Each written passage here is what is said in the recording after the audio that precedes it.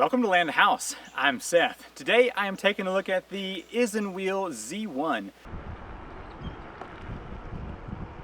This is an electric scooter that has a 1,000-watt rear hub motor, has a max range of 25 miles, and a top speed of 28 miles per hour. It also can hold 330 pounds for the payload and has both front and back shocks. Let's take a look at this scooter and see what it's all about.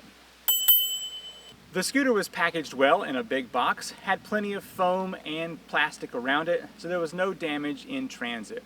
The assembly was quite easy. All I had to do was pull the center column up and also put 4 screws in to the handlebars, and that was all the assembly that was required. Let's take a close-up look at the ISINWHEEL Z1 starting down here at the bottom. It does have a nice fender on the back covering 10-inch tires. The hub motor is here in the back tire. Also has dual disc brakes, as you can see right there. Moving up here, there is a back kick right here, which is nice.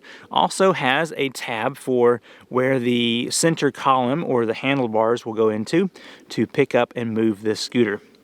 A nice rubber base here for standing on. I don't think you could put foot side by side, but easily could put one in front of the other. There are lights, as you can see down here on the side of the scooter. Moving up here to the front, there are shocks underneath this little spring right here, and here are the front disc brakes as well. You can see the handlebars have been shaped for comfort. The disc brakes are operated by hand levers, as you can see here and over here. You have a blinker down here, which I'll show in a moment.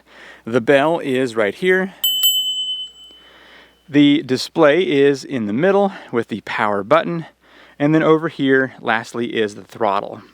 In order to get the handlebars down, you will open up this little D ring right here, and that goes down into the foot kick.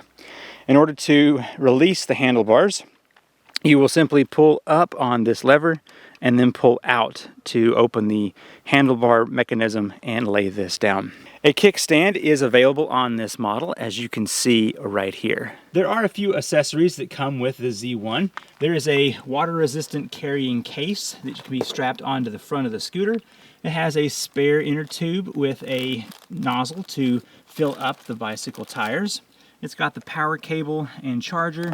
It's got a tool kit that has an Allen wrench and a couple extra screws to put into the handlebar. The rear shocks are a little bit hard to find, but if you lay the scooter all the way down, you can see them up under here.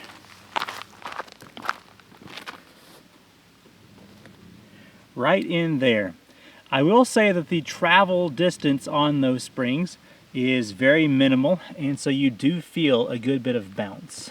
Let me stand on here and test this out. So that will give you a little bit of comfort whenever you're riding on this scooter. In order to turn on the display, I'm going to hold down the power button. It will bring up all the information here. 0 miles per hour and 0 miles on the odometer. This is the battery meter over here, and there is an indicator for walk mode. So if I double tap the power button, it will go into the different modes. A single press of the power button will turn on the light, as you can see right here. On the left handlebar thumb position, you can turn on the blinker, and that will turn on this rather hard to see light down here on the handlebar. To turn it off, just press again. Now if you hold down the brake, you can see a brake light.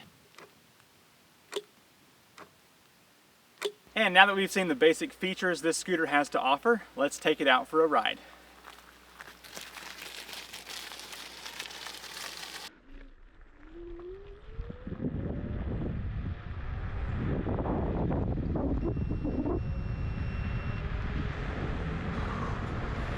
Too fast.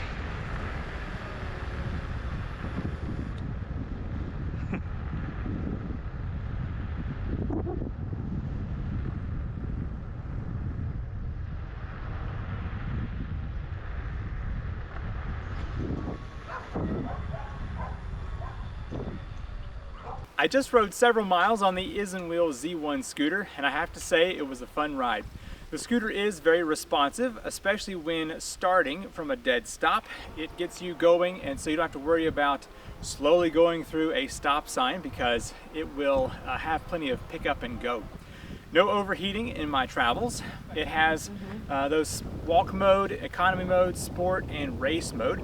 I did try putting this in the fastest mode, which goes 28 miles per hour. And right at the top of the range, it started to have a little bit of wobble on the steering. And so I backed off pretty good. So I will say that because the front is so light, it does have a bit of a wobble. And I wasn't very comfortable driving more than about 22 miles per hour on this. So if you go to the faster range, be careful because it does have a little bit of wobble behind it. Just be sure to hold on extra tight. As far as the ride smoothness goes, the front shock did fantastic. The back one is a little bit rough. I didn't check to see if you can adjust that, but I have a feeling it just has a very minimal travel. And so going over gravel and grass and rocks was a little bit rough on the back end here, but the front was great. The display is easy to read even in the light, and the single button adjustment for all the settings is also easy to work with when you're on the go. The brakes were very responsive. I was able to stop quickly, and even going about 20 miles per hour, they will stop you very fast. If you're looking for a scooter to dart around town or to go on some mild trails, this one will definitely be a good choice. It has the single 1,000-watt motor in the back hub, and that is all you need for basic trail riding or to dart around town. I weigh 215 pounds, and this scooter has no problems taking me up hills, so should be able to take care of most of your needs on basic rides. If you want to learn more information about this scooter or pick up one for yourself, I will have a link in the description down below. I'm Seth with Land of House, and I will see you in the next video.